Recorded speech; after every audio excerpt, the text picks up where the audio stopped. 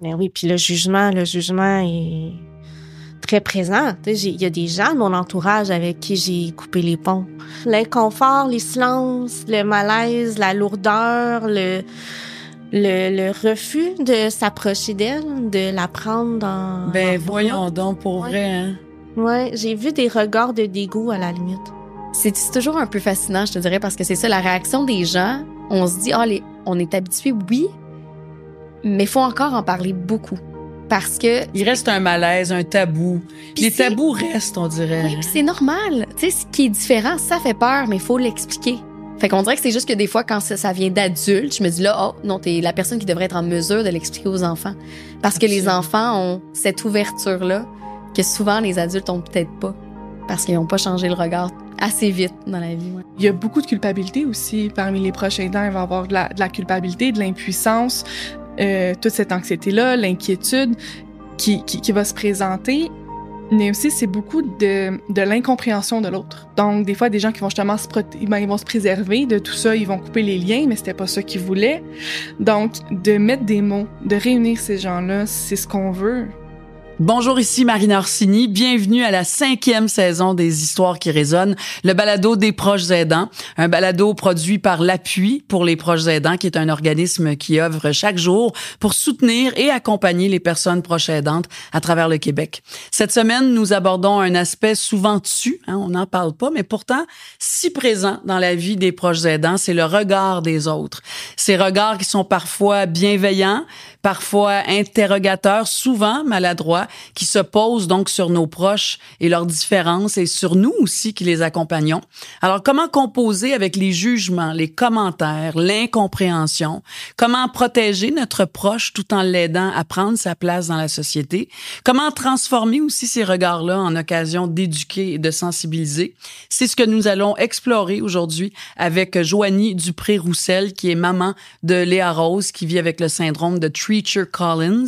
On a aussi la comédienne Frédérique Dufort qui va nous parler de son frère Philippe-Olivier, autiste, alias Philou, et aussi Caroline Morier du Carrefour en santé mentale pour les familles et l'entourage.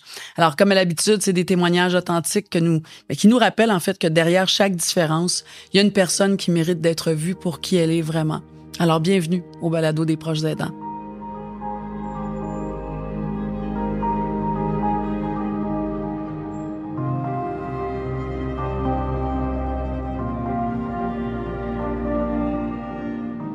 Aujourd'hui, j'accueille d'abord Joanie Dupré-Roussel, qui est travailleuse sociale, mais je dirais surtout dans ce cas-ci, la maman de Léa Rose, qui a 6 ans et qui vit avec le syndrome de Treacher-Collins. Joanie, bonjour. Allez. Merci d'être là. Ça me fait tellement plaisir. Puis là, moi, je suis allée faire un tour sur tes réseaux sociaux parce que toi, tu as choisi, en fait, de sensibiliser la population à ce syndrome-là, à cette réalité-là.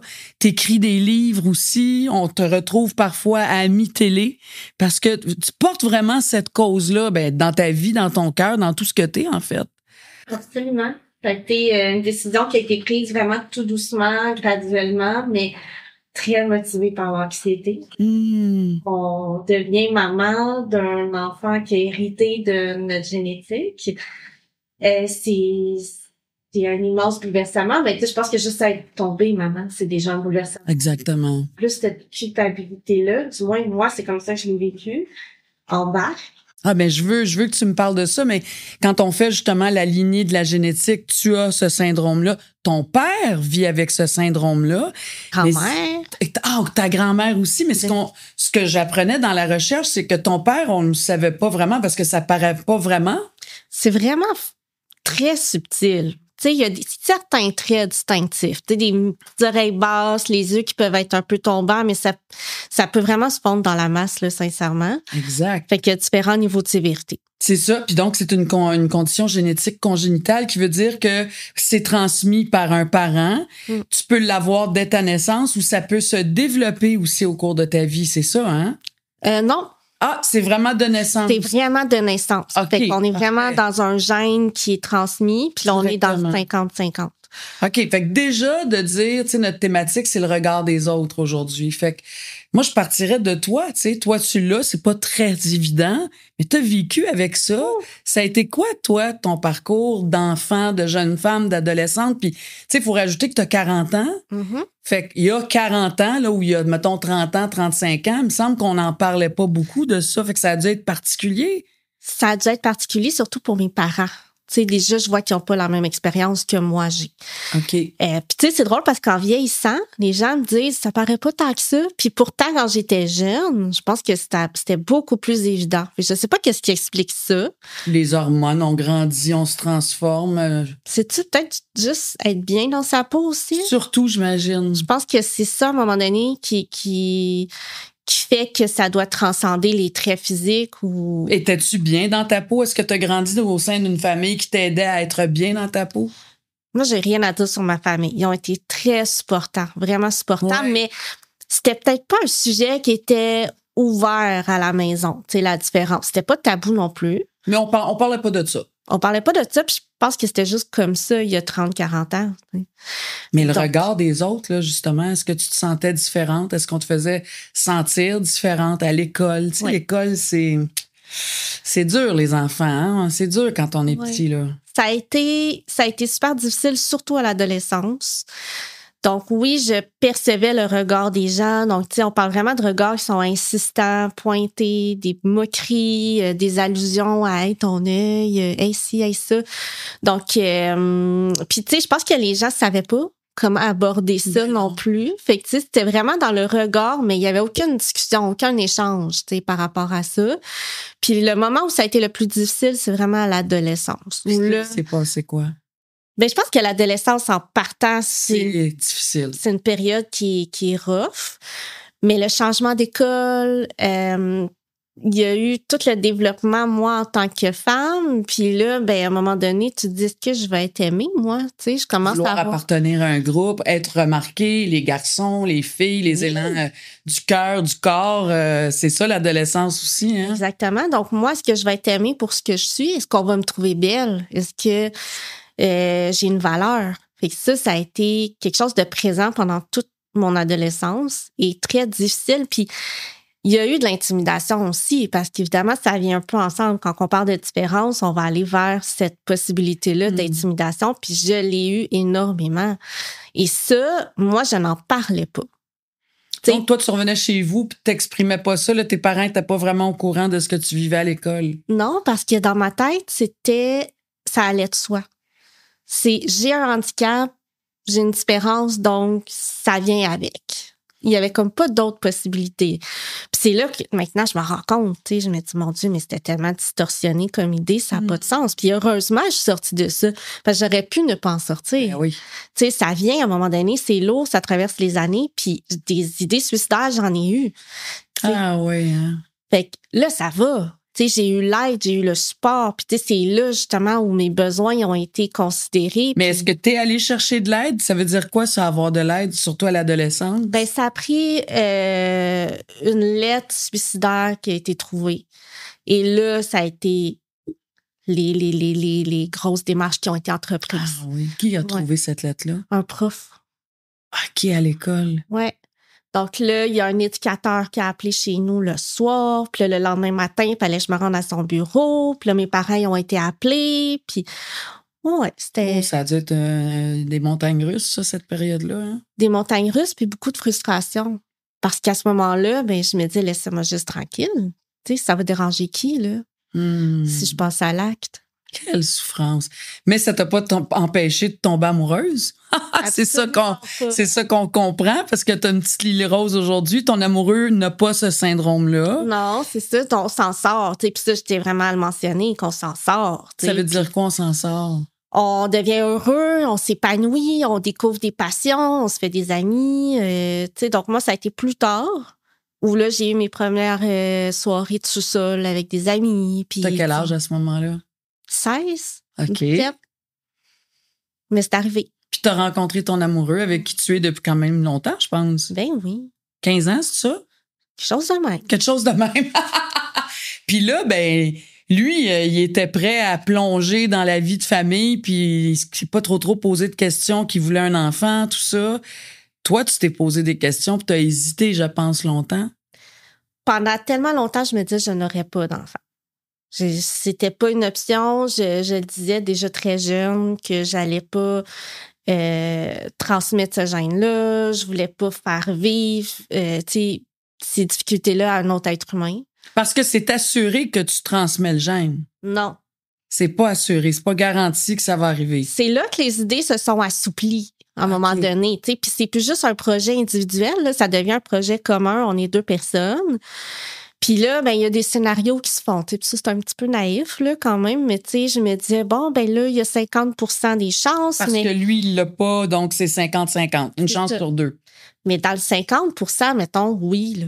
Ça veut pas dire qu'il le développe. Il peut l'avoir un petit peu, il peut l'avoir pas beaucoup, il peut l'avoir beaucoup.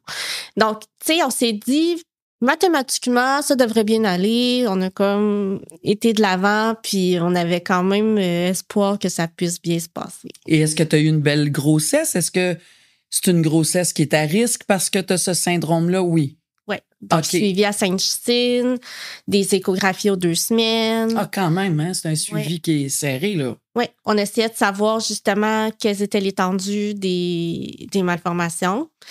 Puis c'est là que j'ai su que ça pouvait être pas mal plus intense que ce que je pensais, là. C'était pas juste une surdité puis des traits du visage particuliers. Oui, parce que c'est ça que j'ai oublié de faire, mais ce syndrome-là, il y a la surdité parce que c'est tout ce qui est la tête et le cou.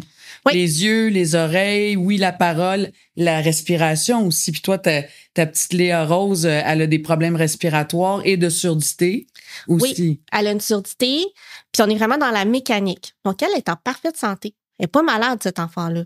Tout fonctionne, les organes sont là, tout est numéro 1, mais au niveau mécanique, la mâchoire est tellement petite, puis tout est tellement petit, mini, ça vient écraser les voies aériennes puis de l'œsophage. Fait qu'au début, la naissance, ça allait pas, là. C'est ça. Alors, amenons-nous, la grossesse s'est bien déroulée. Correct, suivi quand même de très près. L'accouchement, est-ce que ça s'est bien déroulé? Planifiée, césarienne. Ça, c'était clair. Oui. Alors, elle est arrivée. Pas un son. Pas un son. OK, quand elle est arrivée, ta fille, là, parce que je t'imagine, tu sais, tous ces mois-là de grossesse, il y a une chance sur 2, mais bon, vous n'avez parlé, vous étiez prête à toute éventualité de toute évidence. Elle arrive, elle naît. C'est quoi ta réaction? Comment tu l'as accueillie, cette petite boulette d'amour-là? C'est vraiment un trou noir. Je m'en rappelle pas. Ah oui, hein? Je pense que ben de un, t'es couché, tu fais une césarienne, je sais pas si t'es passé par là, mais tu sais, on voit rien. Moi, j'entendais rien, je paniquais, puis je pense que je paniquais tellement qu'ils m'ont assommé après. Puis l'idée, c'est que quand un petit bébé naît, ben on veut l'entendre crier, hein, parce qu'il faut qu'il respire, fait qu'on veut l'entendre. Là, toi, il n'y a pas un son, là. Il n'y a pas un son, puis elle part vite en titi. Fait que je la vois pas. Donc, il n'y a pas un son, puis mon chum, ils lui disent « Papa, suivez-nous ». Mon chum se lève.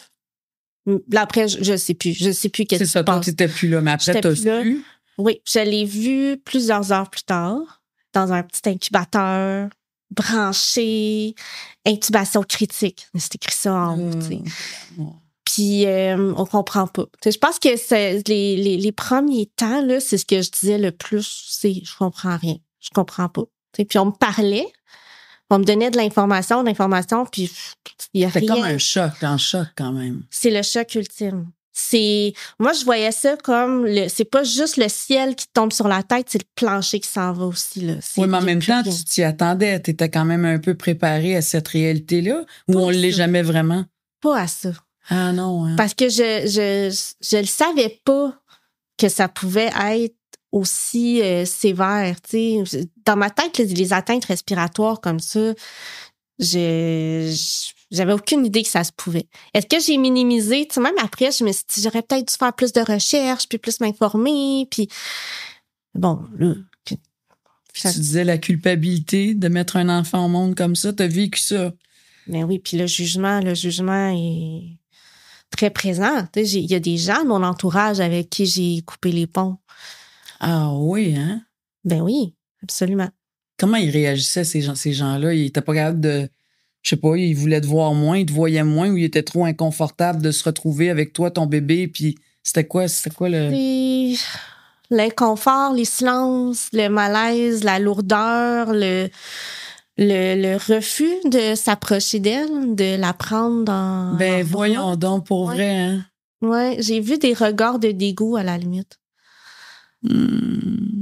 Puis là, quand elle est née, la petite boulette d'amour, moi je dis toujours ça, des petites boulettes d'amour, vous êtes quand même... Elle est restée comme 4 mois, là. 4 mois soins intensifs, ouais. Eh, mon Dieu, mais OK, là, c'est quand même... de vivre ça, t'es comme dans un sentiment d'alerte, là. Je veux dire, c'est pas juste que t'as donné naissance, mais en plus, elle reste à l'hôpital plusieurs mois, là. C'est une drôle d'affaire parce que tu passes à côté de vraiment beaucoup de choses, parce que tu t'imagines, je vais être avec mon enfant tout le temps, 24/7, on va faire du Netflix, puis je vais l'allaiter ou elle va boire, peu importe, mais là, c'est pas ça. T'as des horaires. Fait que t'arrives le matin, tu repars le soir, tu laisses ton bébé là. Beaucoup d'interruptions, où je suis en train de la câliner, mais ben là, maman, là, on va faire un soin, on va faire quelque chose. Donc là, je me retire, je les laisse faire ce qu'ils ont à faire. Donc, il y a toujours de l'intervention pendant ces 4 mois-là. Là. Tout le temps. Puis la raison pourquoi on est resté 4 mois, c'est qu'il y avait de l'apprentissage à faire. Donc là, on n'est plus du tout dans le rôle de parents traditionnels, là. Donc, on est à l'université, on est dans des masterclass à tous les jours. Là. C'est exactement ce que je dis. J'ai fait un cours universitaire. Donc, pour ramener ma fille à la maison, je devais réussir des examens, des tests, j'avais des formations à faire. Fait que j'avais le stress. Puis le soir, mon chum puis moi, on se pratiquait. On avait un toutou, là. Puis là, on faisait des tests physiques, on se pratiquait pour pouvoir reproduire des manœuvres en vue d'être assez bon pour la ramener à la maison. Oui, parce que j'ai même fait une liste. Là, vous aviez des devoirs à faire, donc apprendre les premiers soins, changer la canule trachéotomie, intervenir rapidement, la gastrostomie aussi, qui est quelque chose. Explique-nous, c'est quoi ça par rapport à la condition de ta fille? Donc, une canule trachéale, c'est vraiment le petit embout de plastique qu'il y a dans le trou. Donc, il y a un trou qui est parce qu'elle, c'était tout écrasé, puis il n'y avait pas de... La respiration, elle passait pas, là. Ça. Fait qu'on bypass. Fait qu'au lieu de respirer par la bouche, le nez, elle respirait par son cou. Mais là, on a un petit trou de main. Fait que là, dans le corps humain, il y a des sécrétions, il y a ça reste ouvert ça reste ouvert. Fait qu'on est tout le temps en train de faire ce qu'on appelle des aspirations. Donc, c'est vraiment comme un petit cathéter, mini-aspirateur, puis on va nettoyer les sécrétions. C'est être en hypervigilance constante parce que faut vérifier, là. Es-tu en alerte, es-tu en détresse respiratoire? Est-ce que ça va bien? Puis, c'est un enfant qui fait pas de bruit. Parce que là, on est dans la morphologie, là, c'est pas intéressant, mais je veux dire, c'est que la disposition de la canule, mettons, versus les cordes vocales, ça fait qu'elle faisait pas de bruit. Donc, si elle pleurait, on l'entendait pas. Ben non. Fait faut la regarder tout le temps.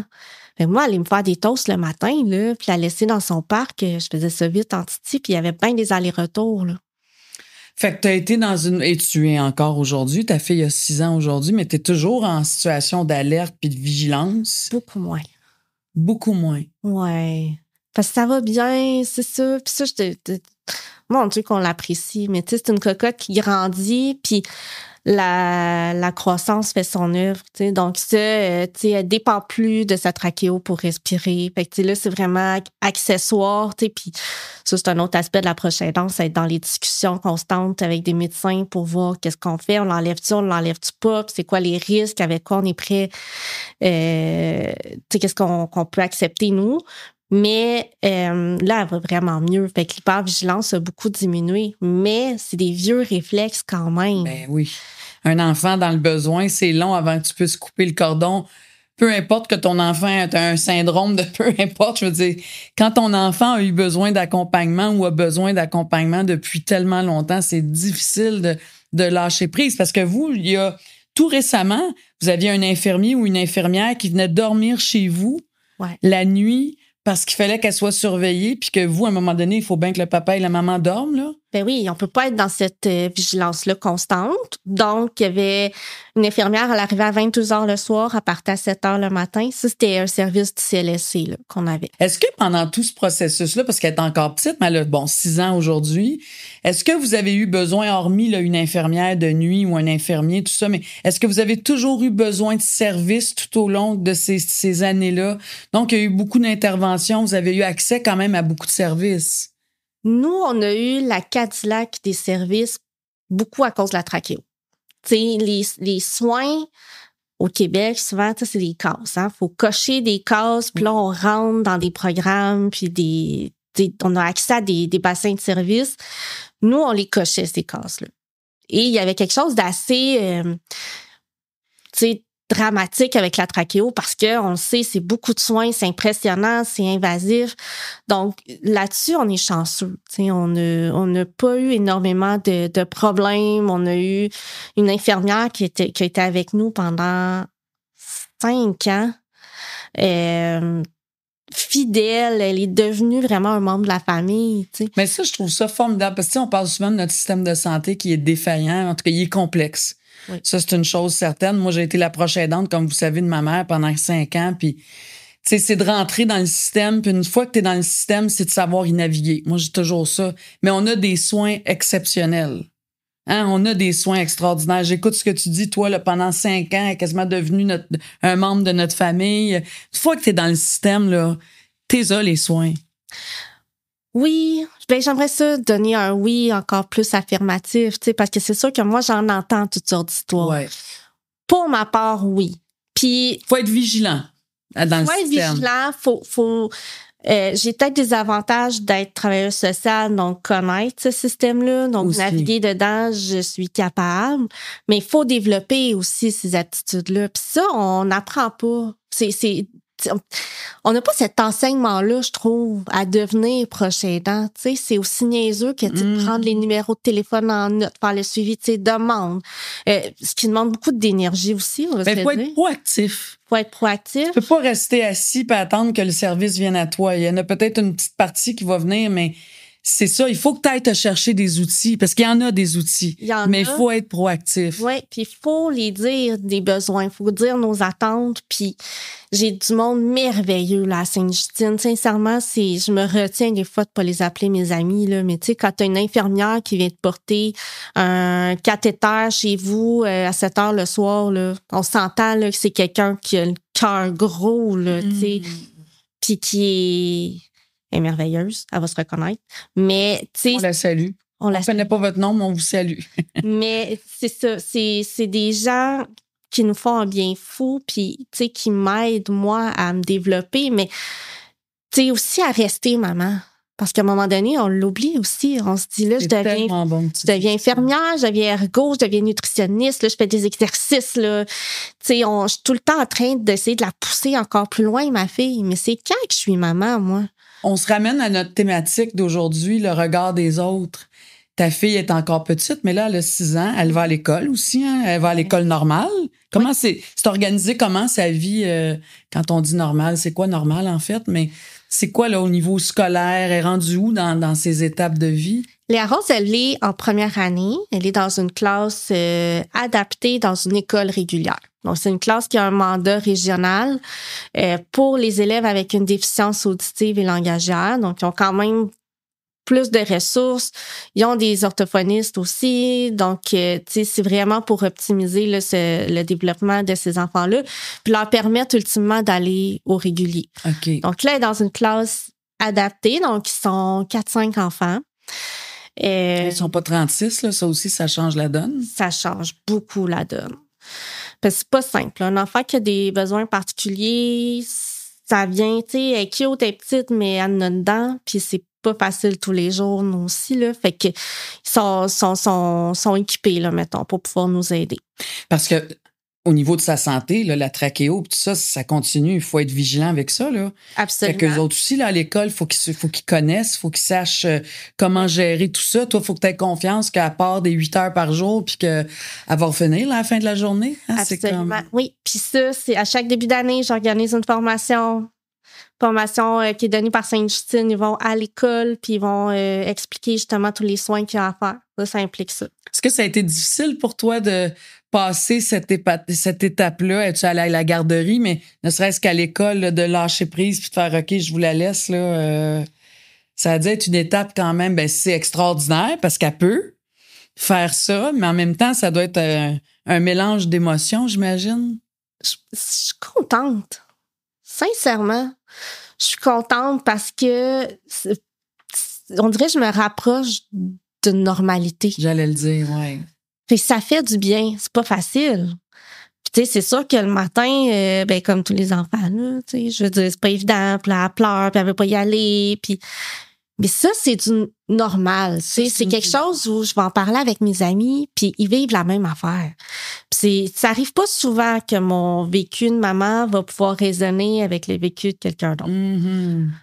Donc, non, je trouve que ça fait du bien, puis je vois que ça se développe, puis ça me donne aussi une pause, tu sais. Ah oui, du répit pour venir justement parler, aller prendre un café avec des amis, changer les idées, puis tomber dans ce qu'on pense être plus une normalité de vie. Elle se voit comment? Parce que toi, tu l'as vécu, t'es bien placé pour savoir ce qui s'en vient ou les étapes qu'elle traverse ou qu'elle va traverser, mais elle en est où par rapport à sa réalité, son regard sur elle-même? Je trouvais ça cute parce que sur tes réseaux sociaux, d'ailleurs, rappelle-moi ton Instagram, c'est... Petite dame. Petite dame, vous irez voir.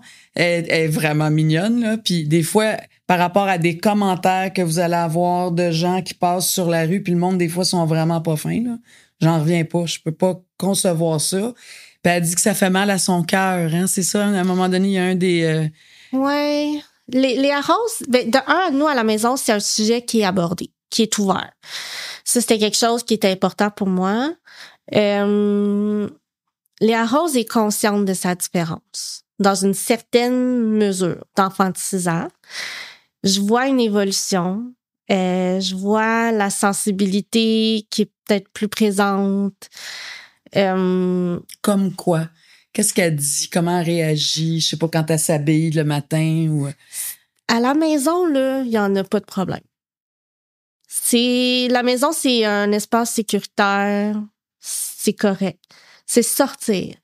Puis, étonnamment, elle va faire une distinction entre un regard passager, comme on a tous, et un regard persistant. Ah oui, assez ça, assez ça. Puis ça, moi, ça m'a vraiment étonnée. Puis c'est là qu'elle m'a dit, quand on me regarde longtemps, là, j'ai de la peine dans mon cœur. Là, moi, le cœur me scie en mille, c'est sûr. Je me déconfite, tu sais.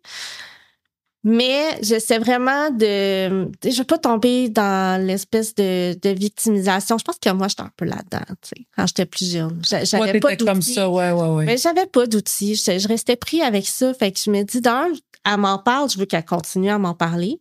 Si c'est pas à moi qu'elle en parle, parce que peut-être que ça va venir à un moment donné, je vais être un peu son reflet, puis je le sais pas. Je sais pas comment. Ça serait normal, ça serait possible. Oui, je suis sa mère, tu sais. Fait qu'à un moment donné, maman, tu sais, je me dis, tant qu'elle parle avec, peu importe, mais je veux que ses expériences soient positives.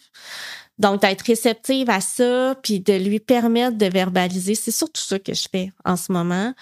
Puis après ça, de relativiser sans minimiser, là, mais tu sais, de lui parler de d'autres personnes qui vivent la même affaire. Ça lui fait vraiment du bien. Fait que je lui montre des photos de d'autres enfants. Les réseaux sociaux, pour ça, tu sais, il y a beaucoup de côtés plus difficiles, mais il y a des super beaux côtés aussi. Donc, là, puis j'y en parle. Je dis, regarde une telle, tu sais, elle habite à telle place, puis tu sais, ça lui fait vraiment du bien de pas se sentir. Elle se reconnaît, elle se voit elle aussi comme les autres, c'est ça en fait. Hein? Elle est pas toute seule. Oui, comparé à toi, peut-être, tu dis, puis c'est une autre génération, il y a 40 ans ou il y a 35 ans. Comme tu dis, chez toi, tes parents, vous parliez pas vraiment de ça.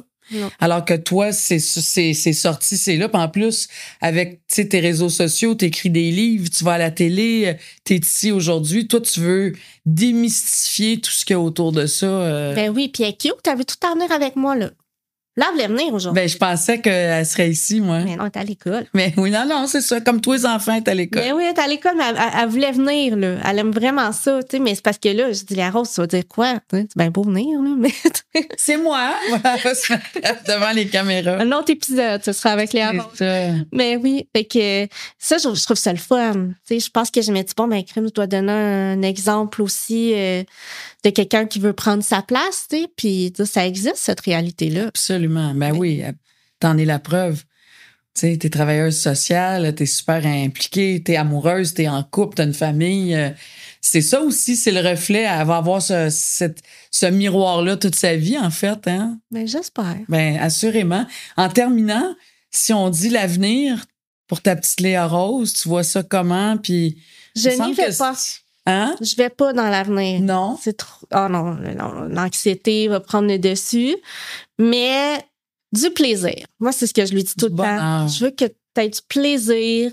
Je m'attends pas à ce qu'elle prenne un chemin traditionnel. Si elle prend le chemin traditionnel de la petite école, puis le secondaire, puis tout ça, comme tous les autres, mais tant mieux. Mais sinon, nous, on s'adapte. Puis on va être créatifs. Puis on va tout faire pour qu'elle soit heureuse. Puis elle va l'être. Bien sûr. Mais comme tous les parents, il y a eu l'arrivée de cet enfant-là, il y a son parcours, mais là, je dirais pas mal tout équipé pour continuer à avancer vers ses rêves aussi. Hein? Absolument. Ben, Joanie, merci beaucoup. Puis je vous souhaite bonne route. Puis peut-être qu'une prochaine fois, tu pourras nous amener ta petite Léa Rose. Je pense qu'elle va être vraiment contente. OK. Bon, on va peut-être faire ça. Ouais. À suivre. Ça serait drôle. Merci. Merci beaucoup. Merci à toi.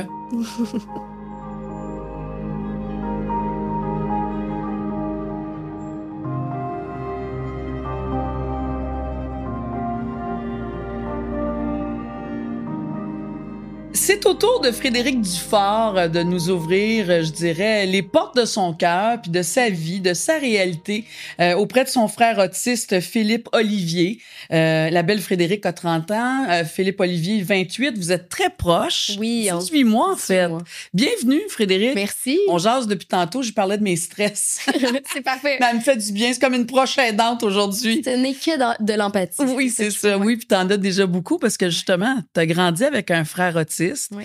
Vous avez, on le disait, 18 mois de différence. Fait que t'as toujours été très proche de lui. Ça a toujours été l'amour de ma vie. C'est ça, puis tu dis même, c'est mon âme sœur. Ah oui, ben moi, il y a un moment où il a fallu que je comprenne que je pouvais pas me marier avec lui. Puis je me rappelle vraiment d'être sérieuse? Sur le balcon avec mes parents, tu sais, tout le monde se baigne. Puis moi, c'est comme, mais mon frère, c'est celui que j'aime le plus au monde. Il vient avec moi. Fait que c'était comme, ben, je vais faire ma vie avec mon frère. C'est comme, la première logique d'enfant dont je me souviens vraiment, c'était ça. Ah, wow. Jusqu'à ce qu'on fasse comme, mais non, c'est pas même ça fonctionne.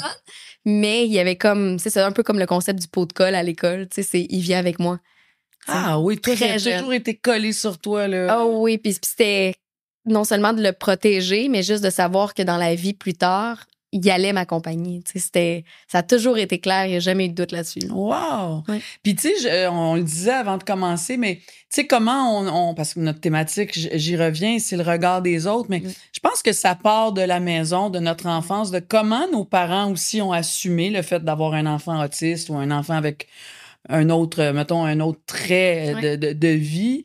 Je pense que les parents donnent le ton aussi. Fait que, comment ça se passait chez vous quand tu étais plus jeune par rapport à ton frère? Ben, c'est drôle parce que même dans la famille, il y a des jugements. Hein. On n'est pas protégé de ça. Puis rapidement, mes parents ont été très vocaux à ce sujet-là, tu sais, de défendre la différence. Fait qu'on dirait que c'est devenu un peu mon combat à moi aussi très rapidement. Tu sais, je me rappelle vraiment d'aller, par exemple, à la ronde, puis encore ça aujourd'hui, puis à chaque fois, je trouve ça tellement doux. On peut passer par la sortie quand il y a une limitation, quand il y a un petit papier pour ça, fait que, donc pour accélérer le processus. Puis d'entendre des gens passer des commentaires, puis de me retourner du haut de mes 7-8 ans, puis de faire « Oui, il est autiste, il est différent. Il y a beaucoup de stimuli, il a besoin de passer plus vite. » Tu sais, c'est comme d'expliquer ça. Fait que je pense qu'ils m'ont transmis ça très rapidement aussi de « Toi, t'as une voix. » Ton frère, lui, l'exprimera pas. Fait que ça n'a jamais été forcé. Tu sais, c'était comme. Tu fâché des fois, genre, vouloir péter des gueules parce que. Mais. C'est en vieillissant. Ah, c'est pire. C'est en vieillissant que c'est pire parce que t'es comme non, je suis un adulte responsable. Parce que enfant, il y avait quelque chose de mon Dieu, donc bien mature, tu sais, de dire Madame, ce que vous le dites devant vos enfants et ils entendent. Vous ne donnez pas l'exemple quand t'as 12 ans ou 10 ans, tu sais. Tout le monde est comme. cute, puis ben oui. Mais rendu à 27, 28, la madame, tu sais, je m'en souviens encore, je dis la madame qui passait à vélo avec sa fille, puis que mon frère a fait un petit peu de flapping, puis qui a dit, hey, regarde-le pas, là, ça te sautera pas dessus ou quelque chose comme ça. Puis j'étais comme, arrêtez-vous donc, c'est vous, comme, 2 minutes, excusez-moi, ici avec ça votre vélo. Ça sautera pas, mais ça se peut que moi je saute. Tu sais, c'est comme, il y a un peu le. Puis c'est que ça me touche, puis je me rappelle d'être tout petite, puis quand on parlait d'autisme, tu sais, exemple, dans des livres à l'école, je me mettais à pleurer automatiquement. Puis là, on me demandait, tu sais, pourquoi tu pleures? Puis je disais tout le temps, ben parce que je sais que ça va susciter une réaction. Va falloir que je me batte, va falloir que je défende mon frère. Puis c'est pas me battre physiquement, c'était va falloir que je prenne tout mon orgueil puis toute ma force puis que je défende mon frère. C'était comme d'aller au battre. Ouais, d'être un combat perpétuel. Ouais, parce que je savais tout le temps qu'il allait, justement par rapport au regard des autres, avoir un jugement. Puis, tu sais, souvent, je le dis, des fois, je fais des conférences, ça, puis je le dis à des jeunes, tu sais, pensez-vous que j'ai eu honte de mon frère? Ben, je te la pose. Est-ce que tu as eu honte de ton frère? Avec le temps, j'ai compris que ce dont j'avais honte, c'est pas de mon frère, mais bien de la réaction des gens, puis comment les gens allaient le regarder. Parce que la honte, elle venait de là. Tu sais, c'est quand on arrive dans une salle de cinéma, puis Philou, il se met à chanter très, très haut et très, très fort, Hakuna Matata, mettons qu'on... Parce que tu l'as vécu quand t'es allé voir le Roi Lion avec lui, c'est ça, hein? Puis qu'il y a un monsieur qui s'est dit, hey, vas-tu se taire? Il y a comme un... C'est gênant de se faire dire ça parce qu'effectivement, c'est pas dans les normes. Mais il était 9h le soir, c'est mon genre de sortie avec mon frère, puis j'ai dit, monsieur, je vais vous rembourser. Ça va me faire plaisir, mais non, je vais pas y brimer son seul petit bonheur qui est de voir un film de Disney puis de chanter, puis surtout, vous avez 45 ans, comme... C'est bien grave qu'on chante Hakuna Matata. Ben oui. Fait que, tu sais, il y a ce côté-là où c'est toujours un peu fascinant, je te dirais, parce que c'est ça, la réaction des gens, on se dit, on est habitué, oui, mais il faut encore en parler beaucoup. Parce que... Il reste un malaise, un tabou. Les tabous restent, on dirait. Oui, puis c'est normal. Tu sais, ce qui est différent, ça fait peur, mais il faut l'expliquer. Fait qu'on dirait que c'est juste que des fois, quand ça vient d'adultes, je me dis là, oh non, t'es la personne qui devrait être en mesure de l'expliquer aux enfants. Parce que les enfants ont cette ouverture-là que souvent les adultes ont peut-être pas. Parce qu'ils n'ont pas changé le regard assez vite dans la vie. Ouais. T'es comédienne, on te connaît parce que t'es comédienne, on t'a vu à la télé dans plein de séries, mais t'es aussi autrice jeunesse. On te voit même à Salut Bonjour parce que tu fais des chroniques donc littéraires, toujours en lien jeunesse. Ça vient-tu de, peut-être pas l'actrice, mais l'autrice, est-ce que ça vient de ce lien que t'as eu avec ton frère qui t'a donné comme tout un autre aspect ou un regard sur la vie? C'est drôle que tu dises ça parce que j'ai toujours dit que j'allais utiliser ma voix pour donner une voix à ceux qui en ont pas. C'en est une, ça, l'écriture. Ça a toujours été ça. Fait qu'avec l'écriture, puis moi, j'ai commencé à écrire très, très jeune. C'est ma mamie qui me poussait là-dedans énormément, tout ce qui était les arts, tout ça, à juste essayer des choses, à corriger mon français toujours. Mais il y avait vraiment ça, aider quelqu'un à travers un livre. T'sais, moi, je crois beaucoup à ça, on va trouver un livre qui va nous choisir au bon moment, puis qui va changer notre vie d'une certaine façon. Tout comme il y a des phrases qui vont avoir aucun sens pendant une période. Tu vas la lire juste au bon moment, une bonne journée. Fait qu'on dirait qu'il y avait ça à travers l'écriture, surtout au niveau des jeunes, parce que c'est là, je pense, qui est le point tournant dans une vie. Et c'est là où la conscience s'éveille aussi, je pense. Hein? Puis à l'adolescence, ils sont tellement intelligents. C'est ça. Tu sais, de leur donner une place pour s'exprimer. Puis je pense que la différence au niveau de la prochaine danse, oui, mais la différence en général, elle s'exprime de tellement de façons. Et moi, j'ai toujours dit, entre mon frère puis moi, plus bizarre, c'est moi. C'est celle qui se pose des questions, qui va se mettre des bâtons dans les roues, qui va se juger, qui va se trouver ci, ça, qui va stresser, qui va avoir peur. C'est moi. Mon frère, lui, sa vie, c'est une bulle de bonheur, tu sais. Il est heureux, ton frère. Ouais. J'ai trouvé ça très touchant quand j'ai lu le dossier de recherche parce que ton frère a 28 ans. Ouais. Donc, alias Philou. Je l'ai-tu dit que son nom, c'est Philou, dans le fond? Il a 28 ans, mais en fait, il a entre 7 et 50 ans. Ouais. Mais c'est parce que plus jeune, j'ai tout le temps gardé ma réponse d'enfant. Parce que je savais pas comment vraiment l'expliquer. Puis là, en plus, les termes ont changé. Là, on est rendu dans le TSA, fait que trouble du spectre de l'autisme.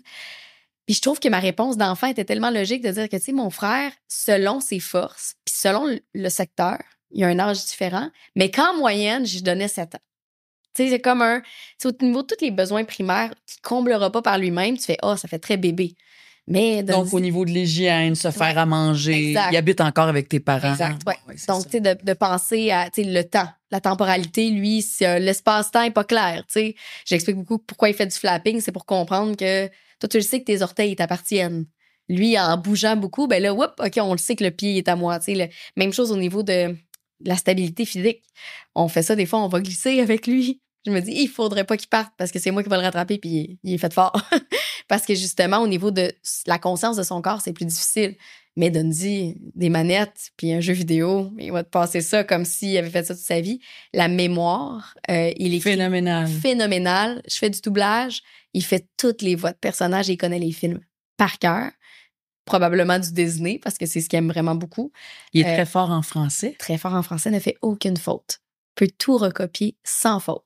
Peut avoir regardé, exemple, je donne souvent l'exemple de Mario Kart, mais le tableau final avec le pointage, puis 1 mois plus tard, nous réécrire le tableau final avec les pointages exacts sans avoir revu l'image. Puis les maths aussi, là. Ouais. Ah oui, puis moi, j'étais sa professeure, là, enfant. Là. Je m'assoyais en bas, puis on faisait des devoirs, puis on apprenait, puis on faisait des calculs, puis j'aimais ça. Ouais. Comme un Rain Man, hein? Vous rappelez-vous du film Rain Man avec Dustin Hoffman, qui est un personnage absolument qui était autiste? Ouais. Avec Tom Cruise, hein? Ouais. On dirait, c'est cette image-là qui m'est venue, là. Sauf qu'il n'y a pas l'aptitude sociale à pas montrer qu'il est autiste. Tu sais, il y en a qui ont ce filtre-là, lui, c'est pas du tout. Il va arriver, puis il va te prendre, puis il va te faire un gros câlin, un gros bec.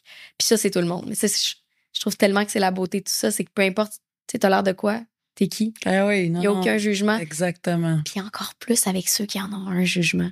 C'est ce que j'aime. Puis il y a des belles émissions, je trouve, à la télé là, ces dernières années sur le spectre de l'autisme. Il y a une série que j'aime beaucoup, c'est Love on the Spectrum. Oui, là, c'est beau. Où ils essaient de se faire des amoureuses puis des amoureux, puis ils sont tellement authentiques. Ah, j'aime ça. Moi, je suis comme... on voudrait faire ça, puis nous autres, on a plein de barrières qu'on n'ose pas dire. Ton frère, il y a ça, lui. Oui, puis tu sais, lui, c'est pas nécessairement dans la... côté verbal, tu sais, il va dire je t'aime. On n'a pas des conversations complètes. C'est dans l'être, comment il est. Puis des fois, c'est ça, tu sais, quand on parlait d'âme sœur, je sens que je m'emballe, mais tu sais, il y a des moments où je le regarde dans les yeux. Moi, ça, c'est pour ça que c'est super important. Tu sais, même la santé mentale, tout ça. Mon frère, on n'a pas une connexion constante. Mais quand on se regarde puis que je l'attrape, je le sais. Il y a des moments où je peux dire que mon frère était là. C'est drôle à dire. C'est comme il vit tout le temps dans un monde... Plus jeune, je disais beaucoup que j'aimerais ça comprendre, être dans sa tête une journée pour voir où c'est qu'il s'en va quand il y a des absences. T'sais, quand tu pars, puis tu le vois qui... Puis là, je suis comme, t'es où? Mais il y a des moments où on se regarde, puis je fais, je viens de voir ton âme. T'es là. On a une connexion. T'sais, je me rappellerai toujours quand on était tout petit, on était dans les jeux chez McDonald's. Ah oui. Puis j'ai eu l'impression pendant 1 heure complète d'être avec un frère normatif. C'est ça, puis t'étais dans son monde, là. Puis on était dans le même monde. On était dans le même monde. Fait que souvent, on n'est pas dans le même. Puis là, des fois, un câlin. On est allé dans le sud l'année passée, puis une année où on était chacun de notre côté de la table, puis il m'a regardé dans les yeux, puis s'est comme mis à pleurer. Puis les deux, on s'est mis à pleurer, puis tout le monde a fait... Qu'est-ce que vous avez, là? Non, c'est plus... Mais qu'est-ce qui vient de se passer? Puis c'était comme on se lâchait pas des yeux, puis c'était comme pendant... Mon Dieu. Pendant un 10 minutes, mon frère était avec moi, puis on dirait que tout ce que je pouvais penser... On se l'est dit. Tout ce qui, c'était vraiment doux. Fait qu'il y a ces moments-là où, quand j'ai des gens autour de moi qui vont moins bien, quand je sens que j'ai peur un peu, souvent, je vais paniquer parce que je me dis, hey, je sais c'est quoi avoir cette connexion-là avec les gens. Fait que je suis très vocale avec mes amis, je suis très vocale avec les gens que j'aime. Tu sais, de leur dire, s'il y a quoi que ce soit, je suis toujours là pour parler.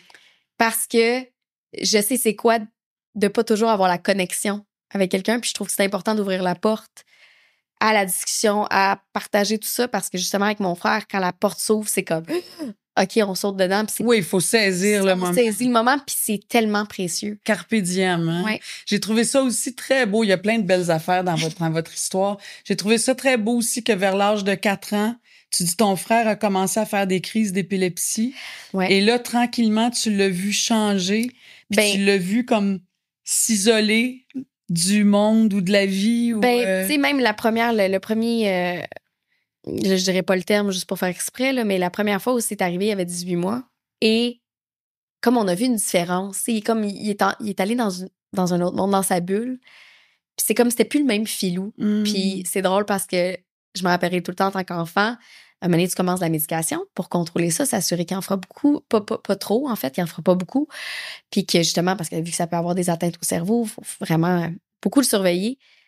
Puis la première fois que j'ai su qu'il y avait des médicaments qui fonctionnaient, puis je me rappelle, c'est ma mère qui m'a dit, les médicaments fonctionnent avec ton frère, tu sais. Moi, dans ma tête, c'est, il va revenir.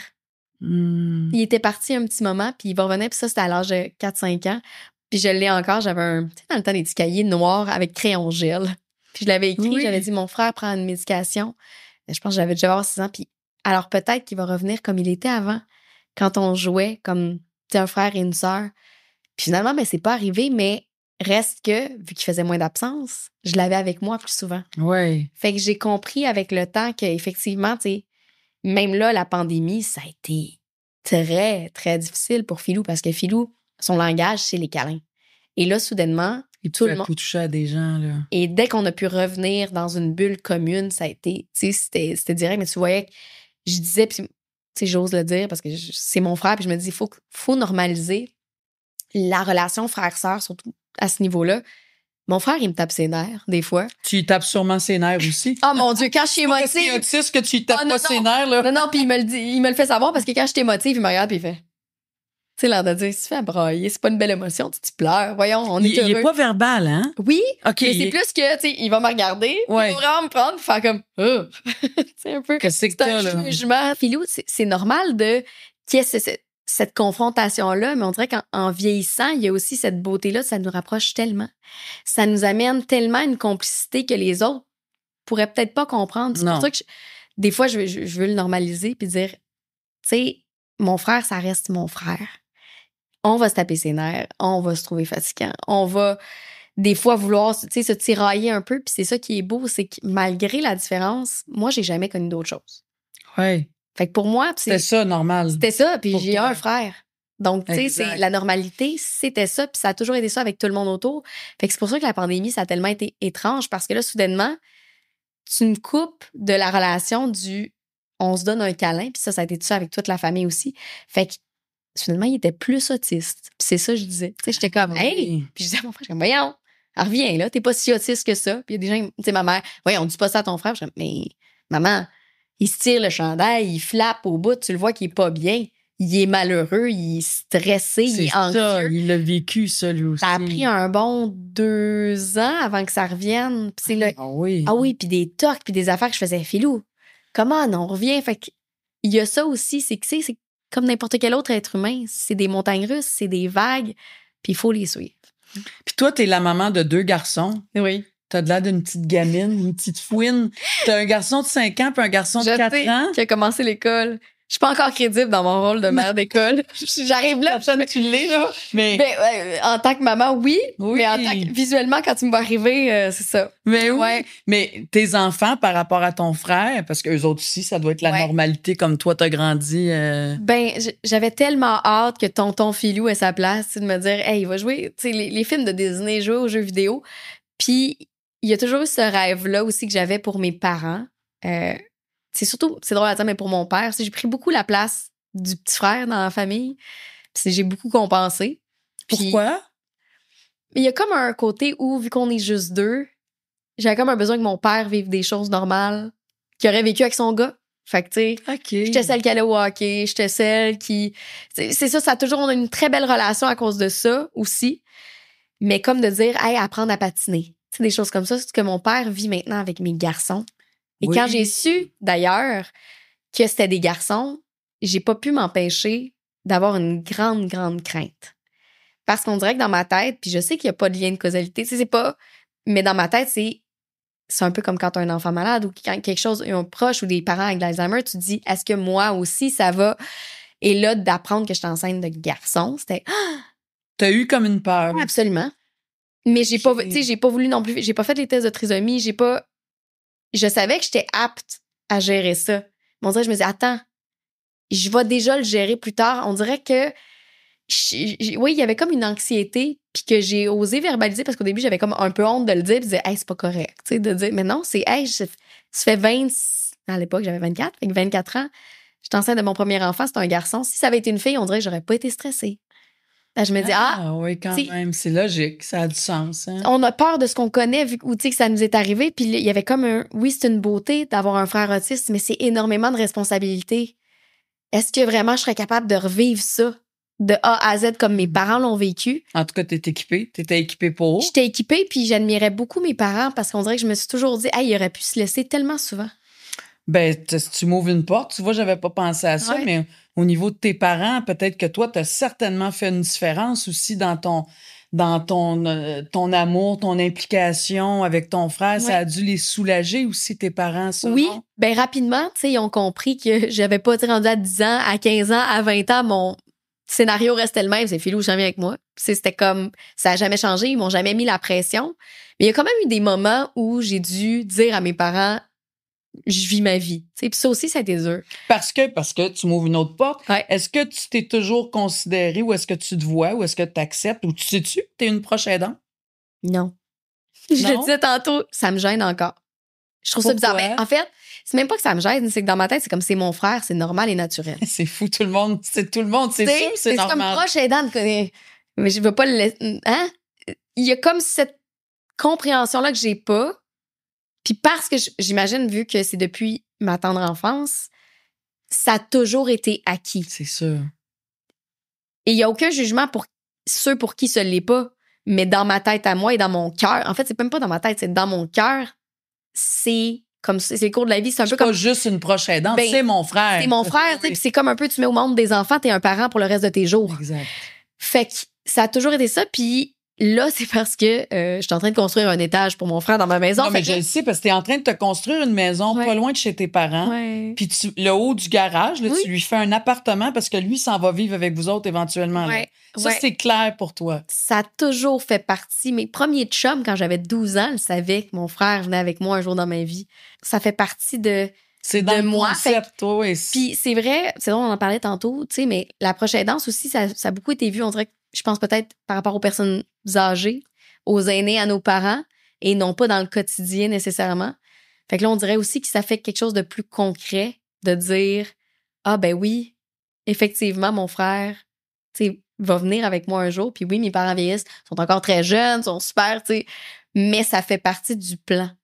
De ton logique, plan. de mon plan. Ton plan, en oui, fait. c'est mon plan, oui. Ton frère, il a 28 ans, il a sa vie aujourd'hui. Et je sais qu'il fréquente le centre La Libellule. Oui. Puis ça, c'est un endroit important dans sa vie parce que toute sa vie gravite autour de ce lieu-là. Oui. Alors, c'est quoi La Libellule? C'est quoi sa vie maintenant à 28 ans? En fait, ce qui est merveilleux, c'est que c'est un centre justement pour les personnes TSA qui est sur la Rive-Nord de Montréal. Lui, il va 3 jours semaine. Puis d'ailleurs, je félicite ma mère parce qu'au début, elle l'envoyait juste 2 jours. Il y a un lâcher-prise aussi, je pense que mes parents n'ont jamais eu, qui fait que peut-être j'ai acquis ça aussi, de tout le temps être là puis d'être présente parce que mes parents sont souvent dit et sont pas permis de l'envoyer nécessairement en répit parce que, tu sais, Philou, il est facile. Philou, il est le fun. Philou, c'est des câlins. Philou fait pas de crise. Puis quand on l'envoyait en répit, il revenait des fois, tu sais, un peu plus intense parce que, justement, il copie beaucoup. Il est très caméléon. Et Philou, c'est ça. C'est comme, c'est des câlins, c'est de l'amour. Et on est hyper chanceux dans tout ça. Fait que mes parents se donnent pas de break.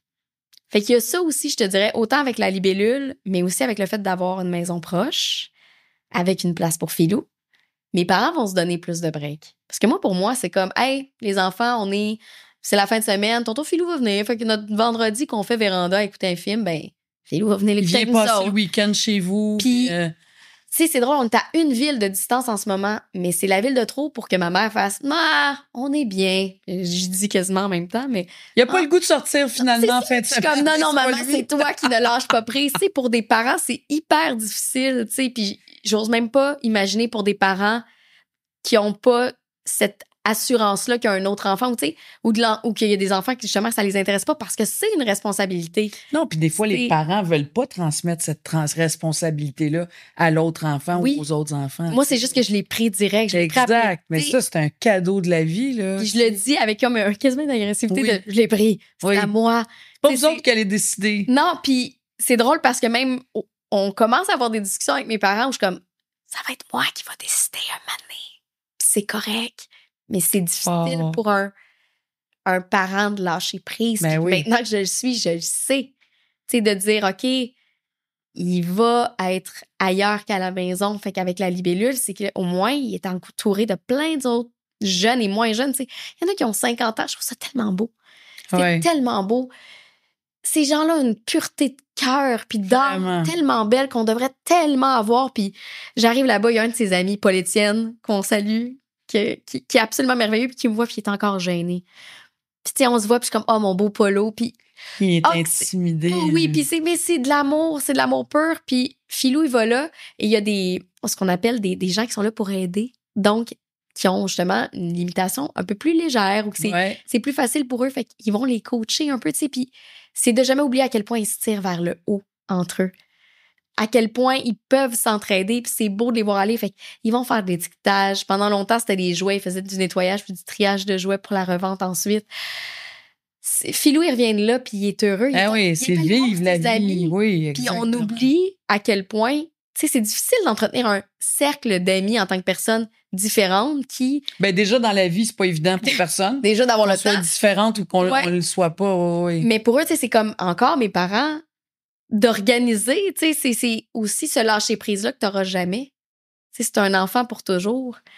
Fait qu'on dirait de pouvoir être, oui, mon Dieu, je vais le dire, mais cette proche aidante-là pour mon petit Philou. Puis ça me rend émue parce que, mon Dieu, que je veux juste qu'il soit bien. Moi, longtemps, là, je fais une comédienne, scénario.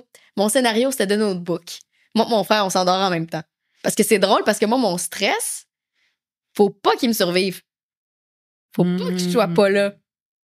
C'est tellement beau. Je l'ai pris vite, ça. Je suis comme, non. Philou et moi, on va se coucher comme ça. Et puis, maintenant, on va s'endormir.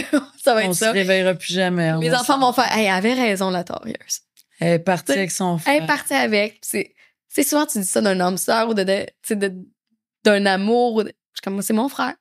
Ouais, mais ça peut être tellement plus grand que tout, hein. Ouais. Merci, Frédéric. Merci, mon Dieu, que c'est inspirant, que ça fait du bien d'entendre des histoires comme ça. C'est vraiment. Ouais. Parce que c'est pas simple, la prochaine danse. Puis il y a des histoires qui sont très, très difficiles. Fait que c'est vraiment, ça donne de la lumière puis ça donne de l'espoir de voir que, ben, regarde, il y en a pour qui ça fonctionne puis que ça peut aller très, très loin dans le destin puis dans l'éternité de la vie, tu sais. Puis au final, tu sais, la prochaine danse, ça reste ça, c'est de l'amour.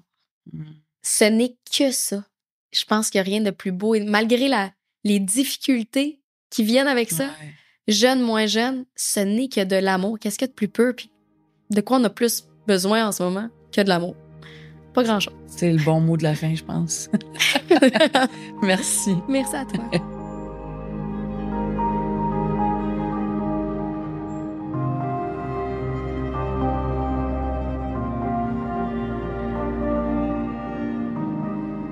Je m'entretiens maintenant avec Caroline Morier, qui est depuis 3 ans intervenante psychosociale au Carrefour en santé mentale pour les familles et l'entourage.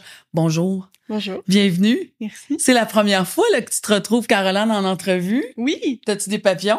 Un petit peu. T'as-tu mal dormi hier? Oui. Ça va bien dormir ce soir, hein? Probablement. Parle-nous, Caroline, parce que je le disais juste d'entrée de jeu que c'est fou à quel point il y en a des services quand même, puis il y a tellement de choses qu'on sait pas, qu'on connaît pas. Alors, ce carrefour-là en santé mentale pour les familles et l'entourage, quel genre de services on retrouve à cet endroit-là? En fait, on offre plein de services quand même. On a plusieurs programmes, mais globalement, notre mission, c'est d'accompagner, de soutenir puis d'outiller les proches aidants en santé mentale. Donc, tout l'entourage et la famille de la personne qui vit avec une problématique de santé mentale. Donc, on va offrir en fait des rencontres de nature psychosociale, donc de soutien, qui va correspondre aux besoins de la famille, du parent, ou ça peut être amis, conjoints, employeurs. T'sais, nous, l'entourage, c'est très large. Donc, on va leur offrir en fait des rencontres adaptées à leurs besoins individuels, couple, familial. On va aussi offrir des ateliers, des groupes de soutien, des conférences.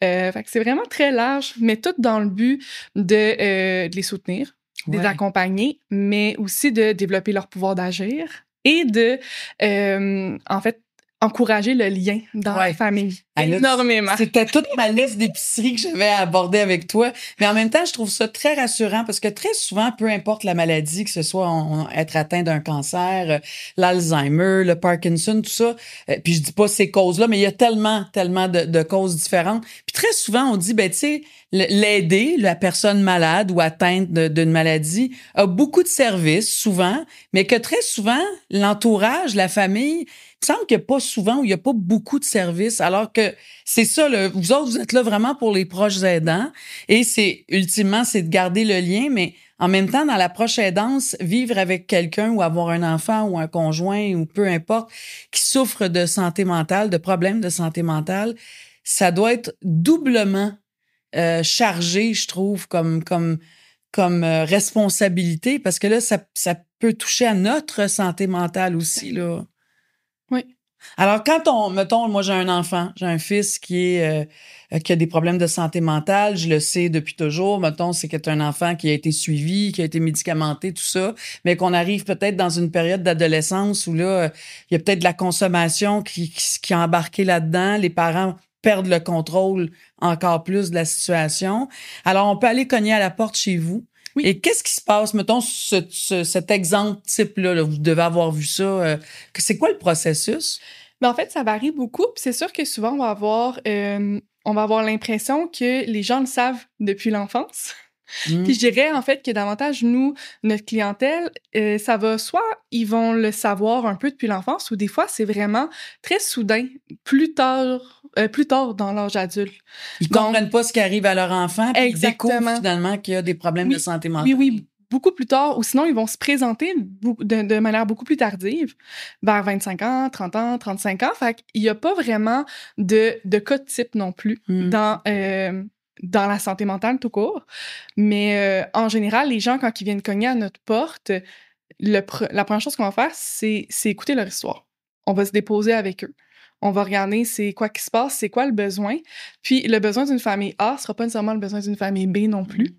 Et des fois, la famille A, ça va être un petit peu plus de sensibilisation, d'éducation, mieux comprendre, mieux naviguer entre les services. Mais des fois, la famille B vont arriver en crise aussi. Donc, premier épisode psychotique. Il va y avoir de la consommation. Ils vont être complètement déboussolés. Puis, on n'est même pas à l'étape nécessairement, oui, il faut qu'on se dépose, mais on est beaucoup plus dans la crise. Donc, là, il faut agir, puis il faut agir hier. Oui. Donc, on est dans l'urgence. Tout à fait. Puis, c'est quelque chose qui se présente de plus en plus aussi, l'urgence. Donc, en fait, le visage de la proche aidance a aussi complètement changé dans les 3 dernières années. En tout cas, depuis que moi, je suis au Carrefour, c'est plus du tout la même chose qui se passe. Donc, il faut dire que depuis la pandémie aussi, il y a eu toute une explosion ou une révélation au niveau de la santé mentale au Québec, au pays, dans le monde, en fait. Mais on parle du Québec, là, c'est incroyable là, comment le taux d'anxiété, on vit dans une société où il y a beaucoup de taux d'anxiété, de dépression. La santé mentale est vraiment au cœur de notre société, sous toutes ses formes, on dirait, ces dernières années, hein? Oui, puis tu sais, des fois, c'est sûr c'est de regarder est-ce que c'est l'œuf ou la poule, donc est-ce que ça a toujours été là et la pandémie a juste démontré davantage que c'était présent, ou ça s'est développé à travers les années, mais c'est sûr qu'on est dans un contexte de société qui a jamais été aussi anxiogène, puis c'est sûr que on l'a tous vécu, là, passer à côté d'un campement. Hein? De personnes en situation d'itinérance, donc le coût de la vie, les itinérances, tout ce qui se passe. Exactement. Il y a tellement de choses présentement qui peuvent générer de l'anxiété, qui peuvent aussi rendre toute la population vulnérable, ce qui fait en sorte aussi que veut pas toutes les situations, que ce soit en proche aidance ou ailleurs, et particulièrement la santé mentale, va s'en retrouver affectée. D'où pourquoi il y a une augmentation aussi des crises, et évidemment, ça touche en fait les proches aidants, parce que leurs proches viennent plus juste avec puis juste, on s'entend, je vais le mettre entre guillemets, parce que c'est déjà, comme tu le nommais, une charge tellement lourde au niveau de la santé mentale, mais ils viennent avec une problématique de santé mentale, avec une problématique de toxicomanie qu'on voit de plus en plus souvent. Ils vont venir également avec un contexte, par exemple, d'itinérance, le logement, les difficultés financières. Donc, des fois, ça s'ajoute tellement. Puis, les proches sont complètement démunis par rapport à ça. Les parents, moi, je pense là, automatiquement, je sais pas pourquoi j'ai cette image-là, mais c'est d'être démunis. Donc, on va chercher des outils chez vous. On va aller chercher des munitions pour nous tenir debout. Puis, donc, ces munitions-là, vous allez leur apprendre aussi, j'imagine, à se protéger, à lâcher prise. Il y a toutes sortes d'étapes, là, j'imagine, qui doivent être très difficiles aussi. Oui, tout à fait. Puis c'est sûr qu'on peut aller dans beaucoup se préserver soi-même, prendre soin de soi, mais on est aussi beaucoup dans sortir de l'étiquette aussi que la santé mentale, c'est quelque chose qui est nécessairement péjoratif parce qu'il y a toujours des forces aussi. Hein? C'est tout le temps 2 côtés d'une médaille. Donc, c'est aussi de revoir cette vision-là et de sortir également de c'est toi contre moi. Parce que des fois, on a un petit peu cette impression-là. Les proches arrivent puis ils se disent ben moi, quand j'ai appelé certains services ou mes amis ou quoi que ce soit me disent coupe les liens, c'est pas sain pour toi. Et ça fait pas sens pour Pas pour tout le monde, en tout cas. Non, c'est sûr. Des fois, oui. Mais en général, on se retrouve dans les proches aidants contre les personnes aidées. En santé mentale, je pense que les gens atteints de problèmes de santé mentale déjà pensent que tout le monde est contre eux.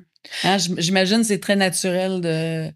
c'est sûr que ça va tellement dépendre, ça va prendre plusieurs facettes, mais nous, on veut sortir, en fait, de c'est toi contre moi, mais c'est plus nous ensemble dans ce qu'on vit. Ouais. Donc, d'où pourquoi on se base beaucoup plus sur, évidemment, les besoins de la personne. Il y a des gens qui nous viennent, qui disent « Faut que j'apprenne à mieux communiquer avec mon proche. Faut que j'apprenne à mieux identifier mes limites.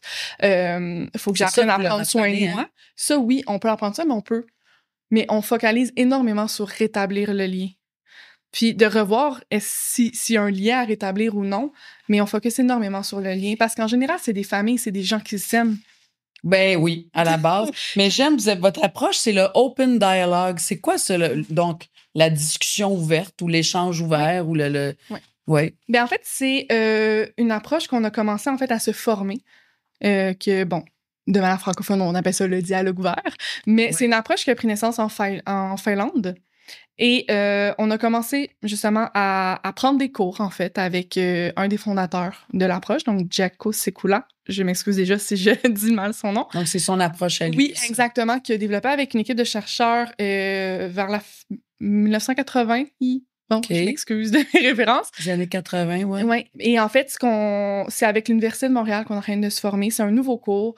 Puis c'est une approche qui commence, en fait, à arriver au Québec. Donc c'est quoi cette approche? Ça le dit, en fait, dialogue ouvert. Oui. Donc, le but, en fait, c'est de travailler ensemble, déjà de base. Donc, c'est de prendre toutes les personnes significatives d'une personne qui vit avec une problématique de santé mentale, ou pour nous, ça serait notre clientèle, donc les proches aidants en santé mentale, et de toutes les réunir dans une même pièce. Donc, nous comme intervenants, la famille, la personne concernée, ses intervenants, et de partir de c'est quoi les besoins de cette famille-là et ne pas nécessairement diriger l'entrevue. Donc, souvent, on va dire, on va toutes les réunir ensemble, mais on va dire comment qu'on utilise ce temps-là aujourd'hui. Puis là, tout le monde se met à parler, parce que j'imagine que c'est chargé émotionnellement. Exactement. Puis c'est sûr que nous, on veut s'inspirer parce que ça va être difficile, on croit, à remettre exactement de la même manière parce qu'il y a plusieurs principes, plusieurs choses dans cette approche-là. Mais on veut s'inspirer du mieux pour aller dans le sens qui est de reconnecter des humains entre humains. Puis de partir de là, dans cette idée-là de le lien est important et mettre des mots sur les mots, ça guérit. Le lien, hein? Mm-hmm. Ne jamais perdre le lien, en fait, hein? En effet. Puis, en fait, les proches aidants et les personnes qui vivent avec des enjeux de santé mentale, souvent, ce qu'ils ont besoin, c'est un lien. Parce que souvent, ils ont perdu tous les liens. Mm-hmm. Hein? Les liens de la société sont isolés, les parents, ils vont les rejeter. Il y a beaucoup ça dans tout ça. Hein? Mm-hmm. Mais c'est sûr que je dirais qu'en général, les parents ou l'entourage ne va pas nécessairement les rejeter. Le lien va changer, mais il y a beaucoup de culpabilité aussi parmi les proches aidants. Il va y avoir de la culpabilité, de l'impuissance, toute cette anxiété-là, l'inquiétude qui va se présenter. Mais aussi, c'est beaucoup de l'incompréhension de l'autre. Donc, des fois, des gens qui vont justement ils vont se préserver de tout ça, ils vont couper les liens, mais c'était pas ça qu'ils voulaient. Donc, de mettre des mots, de réunir ces gens-là, c'est ce qu'on veut. Parce que si une pause à avoir dans la relation, au moins, ça va être fait en toute connaissance de cause, sans malentendu. Oui, puis c'est de les éduquer, hein, c'est de les coacher, en fait, à voir, puis à croire, puis y croire, en fait, qu'on peut passer à travers, puis on peut réussir à avoir un dialogue ensemble, puis trouver des solutions pour vivre peut-être un peu de loin, mais qu'on peut avoir ce lien-là familial, si on parle d'une famille ou... Oui. Mm-hmm. Ben merci infiniment. Notez ça, Carrefour en santé mentale pour les familles et l'entourage. On prend ça en note. Merci infiniment, Caroline. Bonne route. Merci. Oui, plaisir. Merci.